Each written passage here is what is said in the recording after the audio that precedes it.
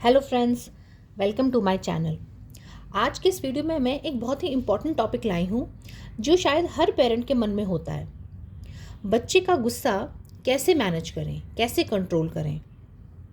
Temper tantrums क्या होते हैं, क्यों होते हैं, उसमें बच्चा क्या करता है, उसे मैनेज करने के लिए हमें क्या करना चाहिए, क्या नहीं करना चाहिए, ये सब मैं इस वीडियो में बताऊँगी।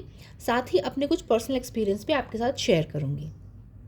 तो आइए आइए दोस्तों, वीडियो स्टार्ट करते हैं। टेम्पर टैंट्रम्स होते क्या हैं? टेम्पर टैंट्रम्स बेसिकली बच्चे के अनप्लेजेंट इमोशनल आउटबर्स्ट होते हैं। बच्चा अपने आप को इस तरह से एक्सप्रेस करता है। It is a way of expression of the child. अगर बच्चा छोटा है जो कि बोल नहीं सकता, तो ये उसका तरीका होता है अपने आप को एक्सप्रेस करने का। या फिर अगर बच्चा थोड़ा सा बड़ा है तो उसे उसके पास शायद वर्ड्स ही नहीं है अपने आप को एक्सप्रेस करने के लिए, या फिर उसको समझ ही नहीं आ रहा, उसको कुछ अनप्लेजेंट लग रहा है लेकिन उसको समझ नहीं आ रहा क्या हो रहा है, तो वो इस तरह से अपने आप को एक्सप्रेस करता है। इसमें जो एज ग्रुप की अगर हम बात करें तो एज ग्रुप होता है 1 ईयर से स्टार्ट होता है। इसका जो पीक कह लो या जो भी है, ये 2 to 3.5 ईयर्स तक ये रहता है। अगर इसको हम अलाउ करते हैं फ्लरिश करने का, तो ये आगे तक भी बड़े बच्चों में भी ये पाया जाता है। और डेफिनेटली जैसे कि हम सबको पता है कि बड़े बच्चों में कोई भी चीज़ सुधारना या एक पॉजिटिव एटीट्यूड लाना काफ़ी डिफ़िकल्ट होता है एज़ कम्पेयर टू जो छोटी एज होती है उसमें। अब इसमें बच्चे करते क्या हैं? काफ़ी चीज़ें हम सब ने एक्सपीरियंस की होंगी, बीइंग अ पेरेंट मैं बता सकती हूँ, और काफ़ी चीज़ें आपको नहीं भी पता होंगी। तो इसमें बच्चे रोते हैं, चिल्लाते हैं, कभी कभी झूठा भी रोते हैं, मतलब रो रहे होंगे, चिल्ला रहे होंगे लेकिन आंसू नहीं निकल रहा होगा। लेट जाते हैं कहीं पर भी, सड़क पर या किसी के घर में, पार्टी में, कहीं पर भी। और ज़्यादा सिवियर केसेस में इवन बच्चे अपनी सांस तक रोक लेते हैं, अपने आप को नुकसान पहुंचा सकते हैं या फिर किसी और को नुकसान पहुंचा सकते हैं, चीज़ें फेंकने लगते हैं, अ, वो फिट्स भी थ्रो कर सकते हैं। और कुछ बच्चे स्पिट भी करते हैं। जी हाँ, आपने सही सुना, कुछ बच्चे स्पिट भी करते हैं कि थूकते भी हैं अपने माँ बाप पर या जो भी उनके आसपास होता है। अनफॉर्चुनेटली उन्होंने कहीं से देखा होता है, कहीं से सीखा होता है, तो वो इस वक्त उस चीज़ को यहाँ पर मतलब करते हैं। तो ये सब चीज़ें हैं जो बच्चे इस वक्त करते हैं। अब सवाल ये उठता है कि बच्चों को इतना गुस्सा आता क्यों है, इस तरह से वो क्यों बिहेव करते हैं? तो दोस्तों, इसके बहुत सारे कारण हैं। सबसे पहले है शारीरिक कारण। शारीरिक कारण यानी कि फिजिकल फैक्टर्स में क्या आता है? बच्चा यदि भूखा है, बच्चा यदि प्यासा है, बहुत ज़्यादा थका हुआ है, बहुत टाइम से खेले जा रहा है, भाग रहा है, दौड़ रहा है, बहुत ज़्यादा टायर्ड हो गया है, बच्चे की तबीयत खराब है, बच्चे की नींद ढंग से नहीं हुई, या फिर frequent disturbance of routine, daily routine का फ्रीक्वेंट डिस्टर्बेंस हो रही है। ये सारे कारण हैं जब बच्चा इस तरह से टेम्पर टैंट्रम थ्रो कर सकता है। अब कुछ है मानसिक कारण। मानसिक कारण यानी कि मेंटल फैक्टर्स कई तरह के हो सकते हैं। बच्चे का फ्रस्ट्रेशन, एंगर, डिसअपॉइंटमेंट। इसके जैसे मैं एग्जांपल दूंगी कि जैसे आप छोटे बच्चा है आपके घर पे और आपके कोई रिलेटिव्स में या आसपास के नेबर्स के कुछ बच्चे घर पे आए हैं खेलने के लिए। अब आपने अपने बच्चे का कोई फेवरेट टॉय या कोई और भी कोई चीज़ दूसरे बच्चों को खेलने दे दी, या फिर उन्होंने खुद ही उठा ली, तो बच्चा बहुत ज़्यादा फ्रस्ट्रेट हो जाता है कि ये तो मेरी चीज़ है। तो इसमें क्या किया जाए? ये तो मेरा है, टॉय है, ये दूसरा बच्चा क्यों ले रहा है?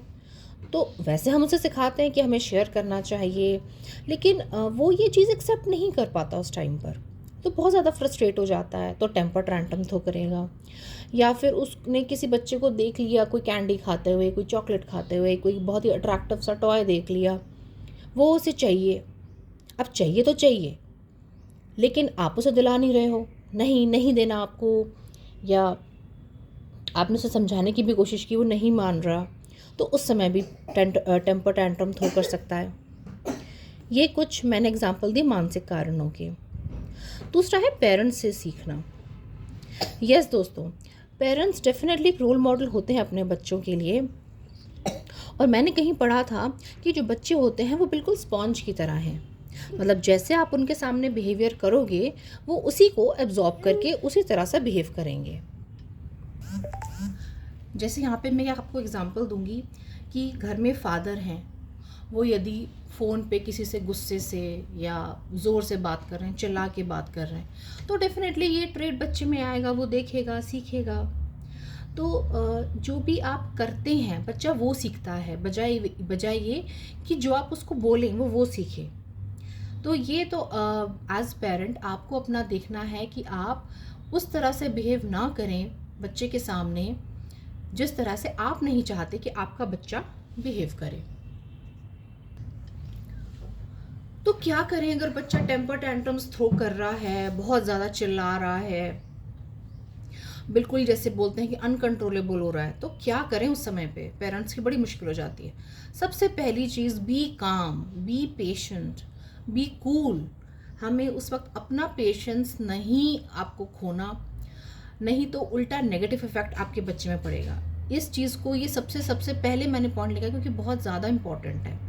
आपको उस वक्त अपना टेम्पर लूज नहीं करना, आपको काम रहना है। दूसरा है टॉक। टॉक यानी कि आप बच्चे को बात कीजिए, आप उसको बोलिए, yes I understand that you have a problem, that you are upset, tell me your issue, आपको क्या प्रॉब्लम है ना, मुझे पता है आप परेशानी में हो, आप मुझे बताओ आपकी क्या परेशानी है। ये कुछ पेरेंट्स कहते हैं कि बच्चा उस वक्त सुनता नहीं है, उस वक्त बिल्कुल वो नहीं करता। तो आप ये भी कर सकते हैं कि उस वक्त आप इग्नोर कर दें बच्चे को, ठीक है। मतलब इग्नोर का मतलब ये नहीं है कि आपने बिल्कुल ही उसको छोड़ दिया खुला कि वो अपना आपको नुकसान भी पहुंचा रहे हैं, नहीं। आप उस वक्त जो आप अपना काम कर रहे हो वो आप अपना काम करते रहो, but keep an I on the child. मतलब ये नहीं कि वो अपने आप को नुकसान पहुंचा दे, कुछ चुपके से देखते भी रहो बच्चा क्या कर रहा है, कहीं कोई गलत काम तो नहीं कर रहा, लेकिन वो इग्नोर कर दो। क्योंकि बच्चे जो है, बच्चे को काफ़ी बार अटेंशन चाहिए होती है ना, तो अटेंशन के लिए बच्चा ऐसे करता है। तो ये आप ध्यान रखिए कि या तक अगर उस वक्त बात नहीं कर रहा बच्चा, बहुत ही ज़्यादा अनकंट्रोलेबल हो रहा है, इग्नोर करिए और अपना काम करते रहिए, ठीक है। दूसरा है prevent the physical factors. Definitely बच्चे को टाइमली खाना खिलाइए, टाइमली पानी पिलाइए, पूरी नींद कराइए जिससे कि उसकी ओवर टायर्डनेस ना हो, दिन में नींद करा दीजिए। उसका जो शेड्यूल है, जो डेली शेड्यूल है वो सेम रखिए। कोई ओवरनाइट पार्टीज़ या ओवरनाइट जैसे वो होते हैं, जैसे आजकल दूसरों के घर में रहते हैं, वो सब ना कीजिए, ताकि काफ़ी चीज़ें तो इसी से प्रिवेंट हो जाएंगी। दूसरा है प्रिवेंट द मेंटल फैक्टर्स।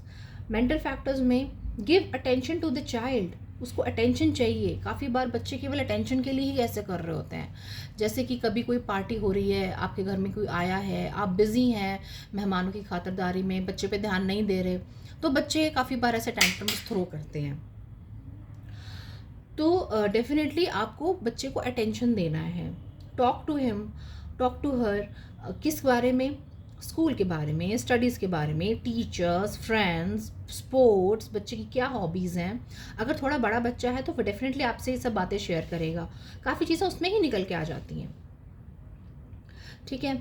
उसके साथ टाइम स्पेंड करना है। डेफिनेटली आजकल के माहौल में जहाँ दोनों पेरेंट्स वर्किंग हैं और इतना ज़्यादा हेक्टिक शेड्यूल रहता है पेरेंट्स का, but you have to give time to your child. At least एक पेरेंट, या तो उस तरह से अपना जॉब प्रोफाइल रखिए कि एटलीस्ट एक पेरेंट बच्चे के साथ टाइम स्पेंड कर सके, उसके साथ बातचीत कर सके, ठीक है। किसी भी वक्त, खेलते वक्त, पार्क में जाते हो तब, या खाना खिलाते वक्त, या साथ में बैठे हैं जस्ट ऐसे ही एक दूसरे के साथ टाइम स्पेंड कर रहे हैं, तब भी आप बात कर सकते हैं बच्चे से, ठीक है।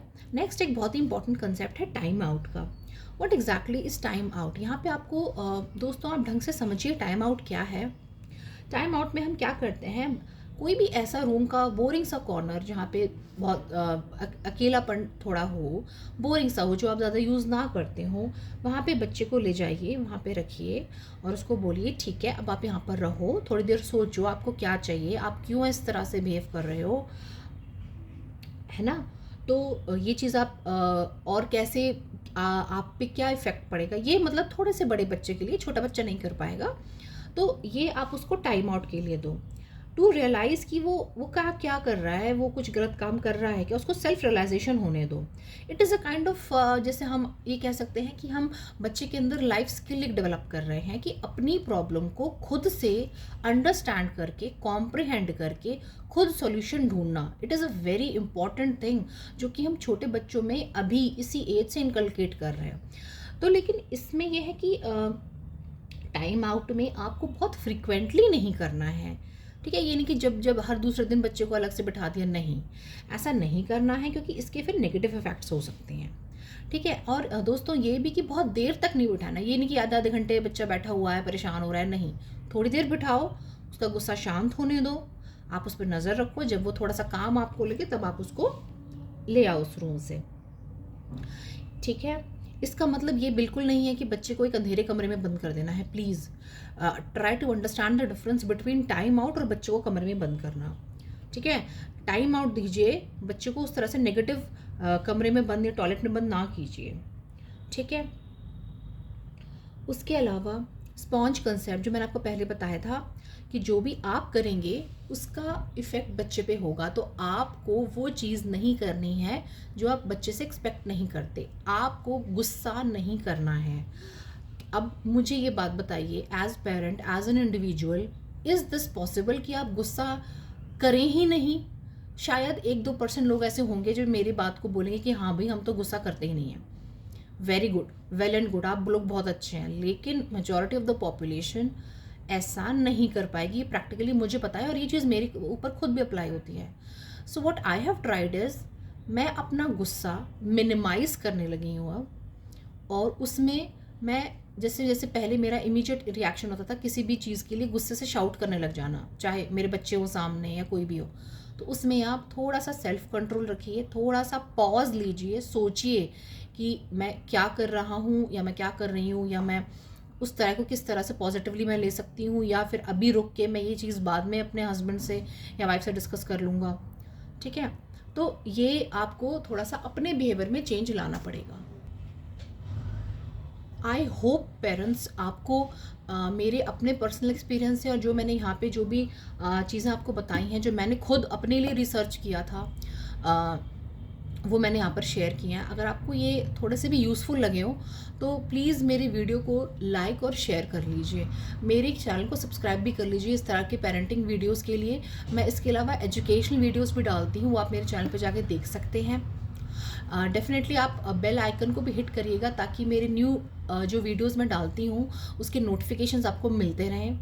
अगर आपको पेरेंटिंग से रिलेटेड, बच्चों की एजुकेशन से रिलेटेड, या और भी किसी टॉपिक से रिलेटेड आपको वीडियो चाहिए, कोई इन्फॉर्मेशन चाहिए, या आपके कोई डाउट्स हैं, या फिर आप अपने एक्सपीरियंस शेयर करना चाहते हैं, या फिर ऐसी कोई टिप है जो आप और पेरेंट्स को देना चाहते हैं इस टॉपिक से रिलेटेड कि कैसे आप अपने बच्चे को मैनेज करते हैं, तो प्लीज़ कमेंट बॉक्स में लिख के मुझे बताइएगा।